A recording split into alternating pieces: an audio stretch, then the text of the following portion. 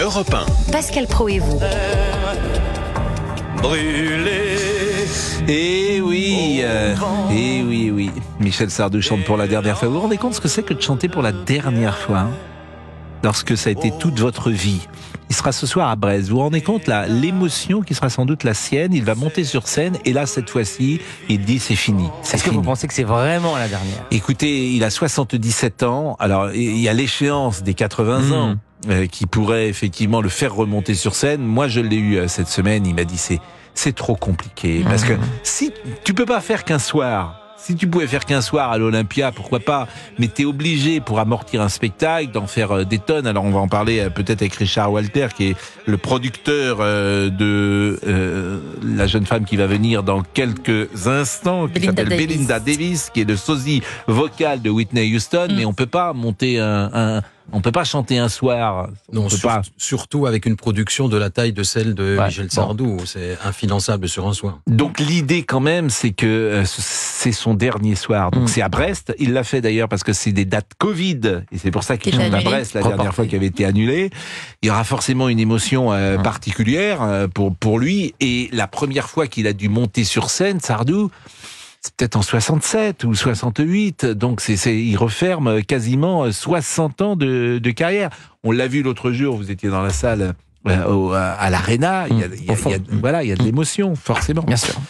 Donc, on l'embrasse, bien évidemment, et puis... On pourrait l'avoir par téléphone, ce serait incroyable. Moi, j'ai pas osé le déranger, là, pour tout vous dire, parce que je pense qu'il dort, en plus, à cette heure-là. Il est encore 12 heures, parce qu'il faut qu'il soit en forme, et il dort assez tard le matin, et même en début d'après-midi. Richard Walter est donc avec nous. Vous êtes producteur de Belinda Davis depuis 20 ans, choisi par plus de 15 000 candidats. Elle a tourné dans le monde entier, visité 28 pays. Elle a couvert près de 1000 shows pour rendre hommage à celle qui est son idole depuis toujours. Et elle a effectivement la voix. Elle est le sosie vocal de Whitney Houston. Il faut savoir que elle joue dans le cadre d'une série de concerts que je fais qui s'appelle les concerts extraordinaires et dont l'ADN est de faire revivre à des gens des spectacles impossibles à voir puisque l'artiste lui-même n'existe plus, que ce soit Queen, que ce soit Whitney Houston. Mais la particularité de Whitney Houston, c'est que pour interpréter le répertoire de Whitney Houston, il faut avoir au minimum 4 octaves et demi. Alors les gens ne comprennent pas toujours ce que ça veut dire, 4 octaves donc 4 et demi. C'est-à-dire Do, Ré, Mi, Fa, Sol, La, Si, Do, c'en est une. Et en moyenne, on le fait une première fois, puis une fois plus haut, puis une fois plus haut, puis une fois haut. C'est-à-dire, elle peut aller de la note la plus grave à la note la plus haute. Il y a peut-être 500 personnes dans le monde qui ont 4 octaves. Voilà. Et c'est pour ça qu'il y a très peu de tribus. Et on peut le tester, ça, par exemple, de savoir combien on a d'octaves? Oui, dans la voix. Vous prenez un piano et vous faites Do, Ré, Mi, Fa, Sol, La, Si, Do, ça monte, ça monte, ça monte. Et donc, souvent, c'est des chanteurs d'opéra qui ont ça. Et c'est pour ça qu'en fait, Whitney Houston est très peu réinterprétée parce que physiquement c'est impossible. Mariah Carey l'avait, Céline Dion je pense, et Whitney, et c'est pour ça que... Et on parlait de Sardou tout à l'heure, il allait haut, hein, Sardou Non, il est loin d'avoir 4 octaves. Non, oui je suis d'accord, mais il en avait peut-être 2-3. Il allait pas... Oui, peut-être. Mais quand il chante le France, faut aller chercher le La majeur là-haut. Hein. Oui. Mais quand vous écoutez par exemple Bodyguard, la chanson du film, il y a des changements de tonalité, tous les refrains. C'est-à-dire tu commences là, puis il le monte, puis il le remonte, et à la fin ça devient extraordinaire. Non mais la voix de Whitney Houston, elle est magique. Oui, c'est une des plus belles voix au monde. Il y a une chanson que je demandais à Fabrice ce matin lorsqu'on préparait l'émission. Moi j'adore celle-là. C'est One Moment in Life. Oui. C'est ça? Oui, One Moment in Time. Ça avait servi pour l'hymne des JO en 80. Exactement. Ça c'est... Alors écoutez ça parce que ça donne le frisson.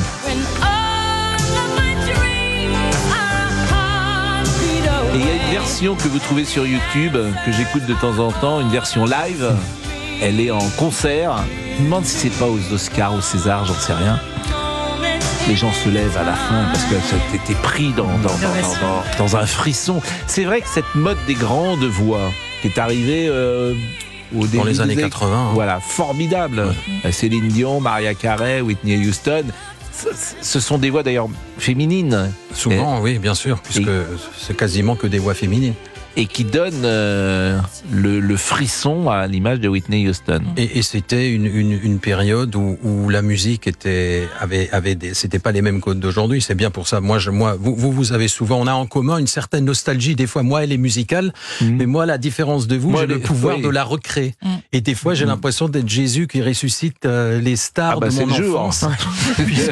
La résurrection.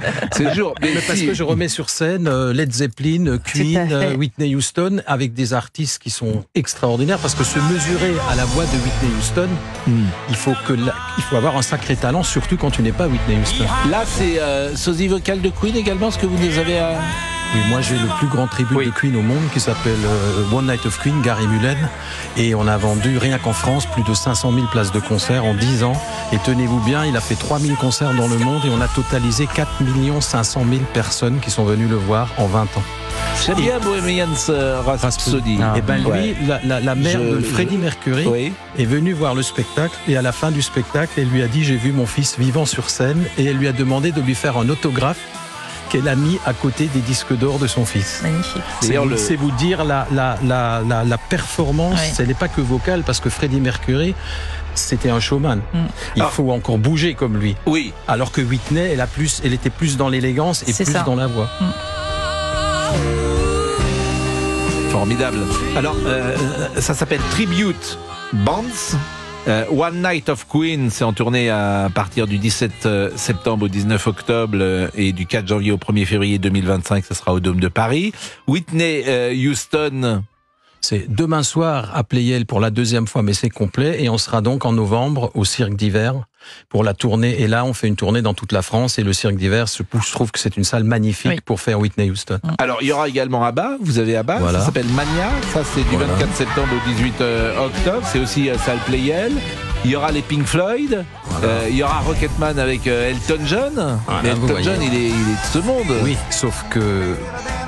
Elton John, vous allez le voir comme dans le film, c'est-à-dire quand il avait 30 ans, quand il était fou, quand il avait les plumes. C'est la période d'Elton John la plus grande. Et surtout, en artiste français, on a l'héritage Goldman, qui est aujourd'hui le plus grand spectacle sur Jean-Jacques Goldman avec Michael Jones.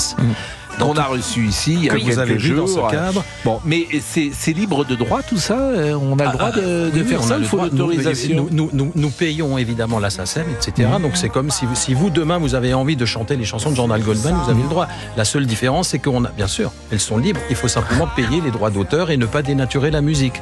Par contre, nous dans notre cas, on va faire ça. Non mais là vous lui avez donné une idée. On va faire ça à Noirmoutier cet été avec Anissa qui sera là aussi, parce que ça va tous s'installer. Vous voulez pas nous produire avec Monsieur Bien sûr, bien entendu, mais moi. Mais dans un petit, on est modeste, un petit concert, un petit café, un petit café, quelque chose. Je connais votre amour pour la chanson française. Bah voilà, Michel Sardou disparaît, Pascal Praud prend la relève. Oui, bah non, dites pas que Michel Sardou disparaît. Et en termes d'octave, on cumulera 3 personnes. À nous 3, on arrivera bien à faire 3 octaves. Plus jamais France.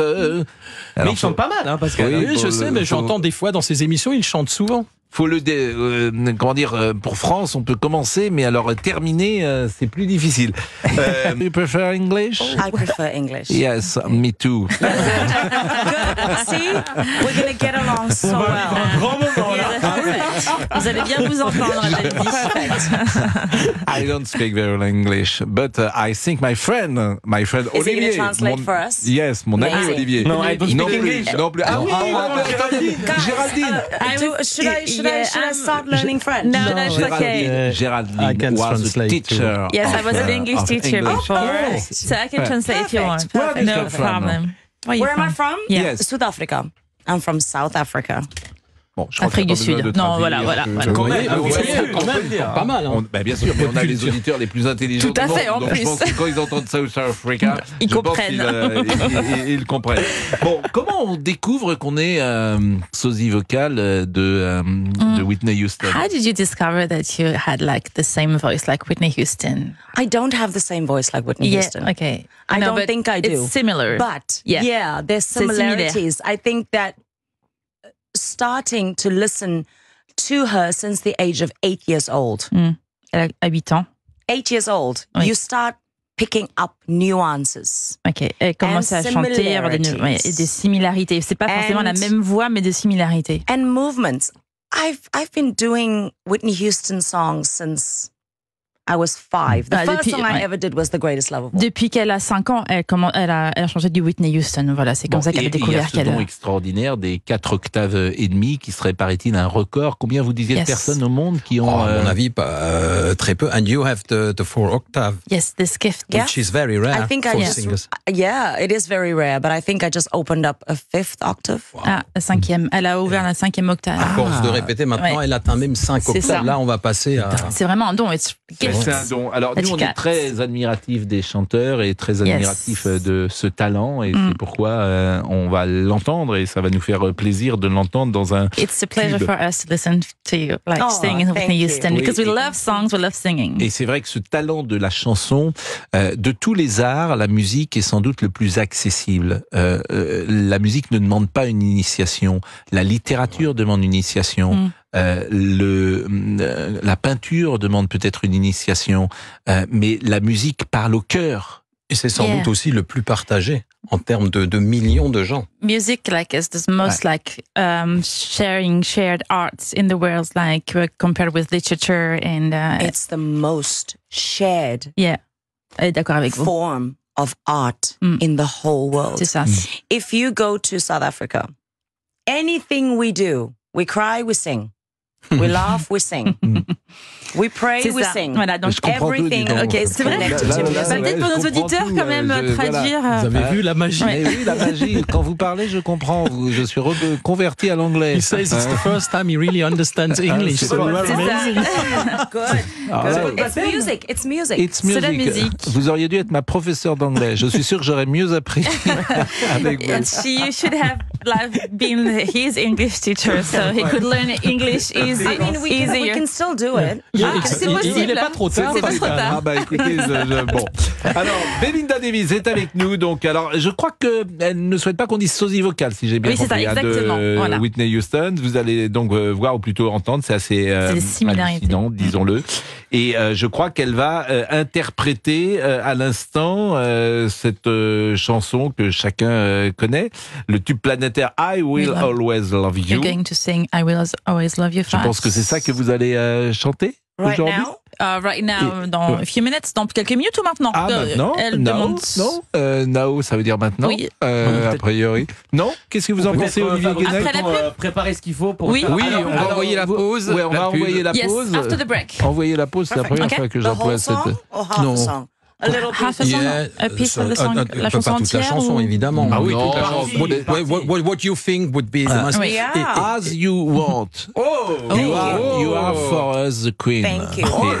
Dis donc. Yes, you are for us the queen. Non, mais vous vous débrouillez bien en anglais, en fait. Mais, oui, c'est pas mal. Yes. Et vous vous rendez compte que hier, elle était à Berlin. Elle a pris un vol ce matin à 6h30. Oui. Elle vient d'arriver. Ils ont perdu ses valises. Et elle va quand même interpréter maintenant, direct, live, une des chansons les plus compliquées au monde.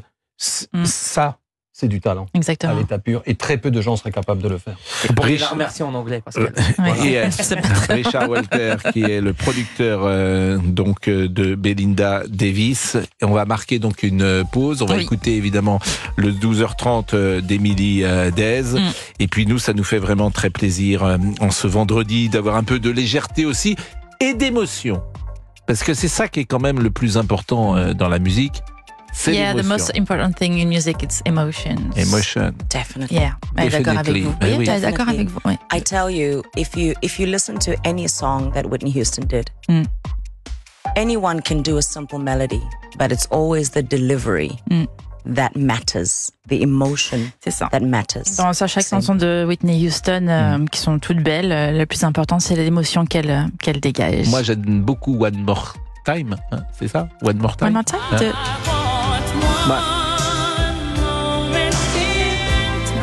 Ça, je trouve que c'est une chanson exceptionnelle. Vraiment, c'est une chanson à pleurer. Et chacun a son moment dans sa vie, peut-être.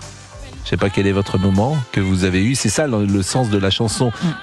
Et c'est pour ça que ça avait servi d'hymne aux Jeux Olympiques. Parce que c'est un moment particulier d'une vie lorsqu'on gagne quelque chose. Et là, et notamment à la fin, il faut aller rechercher, il faut aller très bas et rechercher très haut. Et d'ailleurs, Jean-Jacques Goldman avait fait une chanson qui s'appelait Les chansons commencent pour Patricia. Et le thème était que justement, chaque être humain, tous nous, Oui. On a des moments de plaisir et des moments de malheur, et toutes sont liées à une chanson. Combien de fois tu as une rupture et t'écoutes en boucle la chanson. Quand tu as un décès, tu choisis une chanson. Quand tu as un mariage, la musique. Et ça, je crois, comme disait Pascal, il n'y a aucun autre art qui a ça. C'est vrai que vous avez une discothèque complète de chansons de rupture. Ça, c'est pas bien.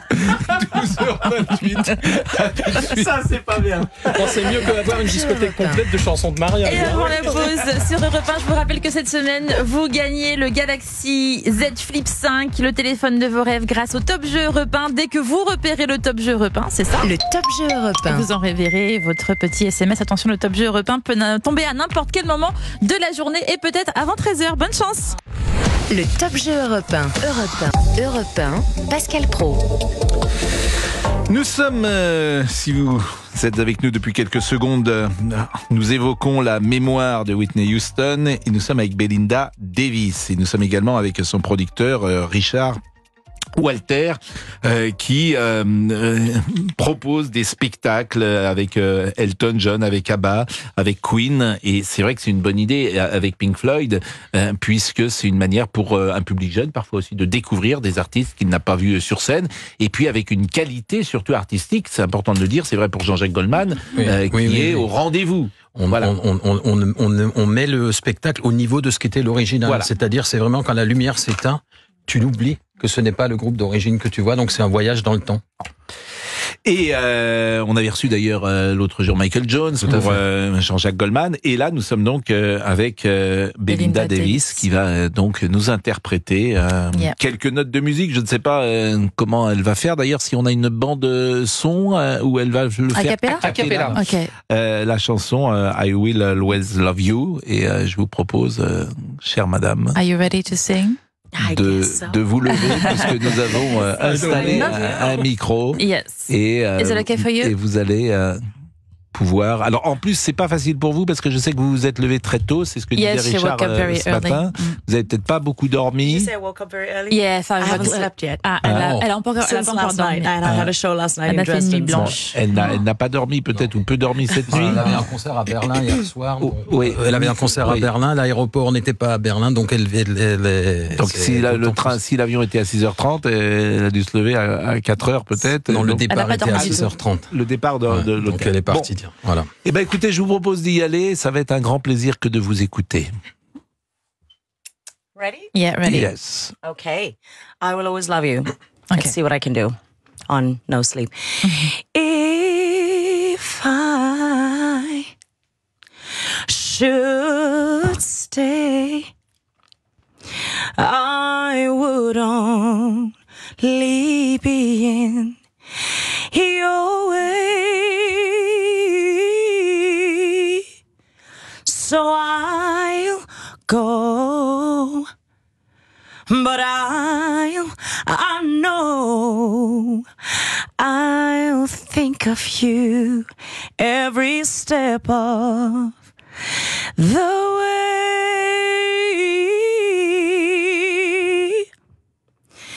And I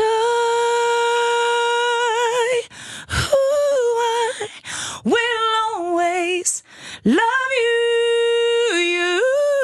I will always love you.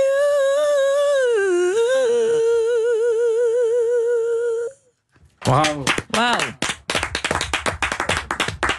Sublime chanson. Est-ce qu'on peut écouter quelques notes de musique de One Moment in Time? Et voilà. Est-ce que cette chanson, je voulais savoir si Belinda la chantait sur scène également, et si cette chanson est encore plus difficile peut-être à chanter, notamment à la fin, parce qu'il y a une sorte on va très bas et puis on remonte très haut. This song, Moment in Time, do you sing it in the show? And is it hard to sing it, like compared with I Will Always Love You, because it goes very high at the end of the song? Yes, I do the song in the show. Elle le fait, elle le chante. I do 21 songs. Elle chante 21 chansons dans le concert. And this is one moment in time is one of the easier ones. Ah, pour elle, c'est la plus facile à interpréter. Exactement. Oui. It's one of the easier ones. There's songs like, I can't tell you, you have to come and see it. Ah, vous devez venir voir le 6 novembre au Cirque d'hiver, on viendra. Parce que parfois, on a l'impression que quelque chose est très spectaculaire et n'est pas toujours le plus difficile. Et parfois, quand Belinda fait des chansons très très dépouillées, elles sont techniquement plus compliquées à faire et pour le public, elles ont l'air plus faciles. Et par exemple, la chanson qu'on vient d'entendre là, la chanson de Bodyguard, c'est une chanson qui techniquement est difficile à interpréter. Is I Will Always Love You technically the hardest to sing for you, or no? I Have Nothing is the most difficult one. I Have Nothing, oui. C'est la plus difficile. This is the most difficult one. De Bodyguard aussi, la chanson. Because of the transitioning after the bridge of the song. There's a section in the song. The last chorus, it's so big, but there's this very slight transition that happens. And if you don't hit it the right way, because it's so high, if you don't hit it the right way, you can either be really sharp or really flat. Donc c'est la chanson I Have Nothing de Bodyguard qui est la plus difficile à interpréter par rapport à la dernière note de la fin où là faut pas se louper. Bah je trouve qu'en tout cas cette émotion-là, ce vendredi-là, nous permet effectivement de partager ce moment et je la remercie grandement d'être venue avec nous. Thank you very much for coming. Et puis, vraiment, c'est un plaisir d'être avec vous. Vous avez été longtemps le producteur de Patricia Cass. Toujours c'est peut-être l'occasion d'ailleurs de parler de Patricia Cass quelques secondes.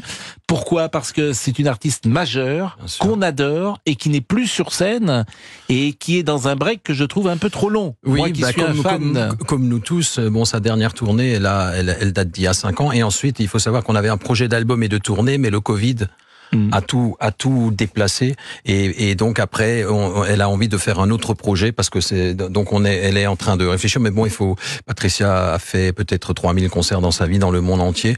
Et d'ailleurs, pour moi, ça aurait été quelqu'un qui, là aussi, aurait été légitime pour chanter aux Jeux Olympiques. Edith Piaf. Vous avez parfaitement raison. Effectivement, c'est quelqu'un, mais comme elle est moins présente aujourd'hui, peut-être.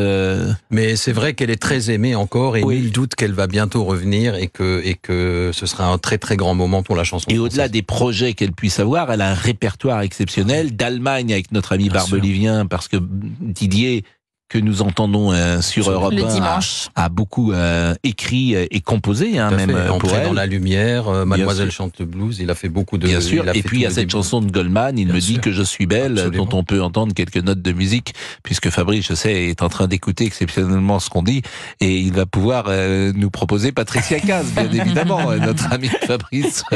Il est sur le début de Laurent Tessier. J'ai l'impression que Fabrice, il est déjà en vacances. Non, pas du tout, ça manquait en train de caler les sons du débrief, ce qui est un gros travail. Je vous taquine. Mais je peux vous trouver un Patricia Cass si vous voulez. Eh bien, on va marquer une pause. On rappelle Belinda Davis qui sera le 6 novembre au Cirque d'hiver. Voilà. Parce que demain c'est complet, c'est ça ? Demain à Pleyel, on est complet. C'est une jolie salle évidemment, Pleyel. Oui, très très belle salle. Et le 6 novembre, on sera donc au Cirque d'hiver et en tournée dans toute la France. Super. Et ben vraiment. Merci grandement Belinda, merci beaucoup à Richard Walter. On va marquer une pause, la fin de l'émission arrivera avec le débrief. On essaiera d'avoir le point route. Bison futé Anissa Haddadi. Voilà. Exactement, qui est, on ne sait pas où elle est, elle était à Bièvre tout à l'heure. C'est ça. Donc j'espère qu'elle... pas sûr qu'elle... 36 km/h, espérons que ça aille plus vite. Je suis pas sûr qu'elle soit arrivée à la barrière de péage de Dourdan, qui te libère un peu et après tu pars pour l'ouest, ou au contraire tu peux aller sur la 10. Vous connaissez tout par cœur comme ça? Les autoroutes, j'ai connais bien, oui. Ah oui. J'ai beaucoup voyagé, monsieur. D'accord. C'est ça que vous êtes plus tout jeune, ouais. Oui. Eh oui. Il a des kilomètres au compteur. Quoque mi fili, c'est ce que je lui ai dit l'autre jour. Bon, depuis il a compris. 12h41, à tout de suite.